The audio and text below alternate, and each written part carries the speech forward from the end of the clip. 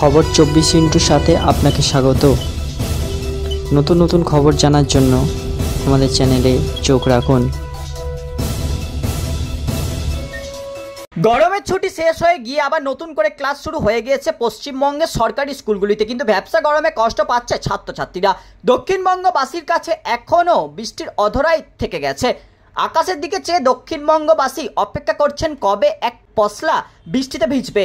বীভৎস গরমের জন্য ভারতের একাধিক জায়গায় গরমের ছুটিকে বাড়িয়ে দেওয়া হয়েছে, কিন্তু পশ্চিমবঙ্গের ছাত্রছাত্রীদের জন্য গরমের ছুটি বাড়ানো সম্ভব হয়নি। সেক্ষেত্রে যেখানে যেখানে অতিরিক্ত গরম পড়ছে সেখানে সকালে ক্লাস নেওয়ার ব্যবস্থা করা হয়েছে। যদিও এখনও সূর্যের তাপ খানিকটা কমেছে, তবে আকাশ মেঘলা থাকায় আর্দ্রতার পরিমাণটা অনেকখানি বেড়ে গিয়েছে। সেই জন্য প্যাচপ্যাচে গরমে কষ্ট হচ্ছে সকলের। তার উপর কিছুদিন আগেই রাজ্যের সমস্ত সরকারি স্কুলগুলি ছুটি কাটিয়ে নতুনভাবে খুলে যাচ্ছে। এবছর এতটাই গরম পড়েছিল যে গ্রীষ্মের ছুটি 6 মে থেকে বাড়িয়ে দিয়ে 22 এপ্রিল থেকে ঘোষণা করা হয়েছিল। তবে হিসাব অনুযায়ী 3রা জুন ছুটি শেষ হওয়ার কথা ছিল, তবে সেই সময় থেকেই ছাত্রছাত্রীরা উপস্থিত হতে পারেনি। ছাত্রছাত্রীদের জন্য 10 জুন থেকে পঠন পাঠন স্বাভাবিকভাবে শুরু হয়ে গেছে।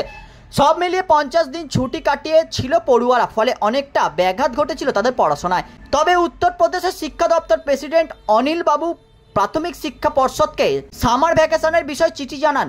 ওখানে এখনও সেইভাবে বৃষ্টিপাত হয়নি, তাই অতিরিক্ত গরমের জন্য 30 জুন পর্যন্ত গ্রীষ্মকালীন ছুটি বর্ধন করা হবে।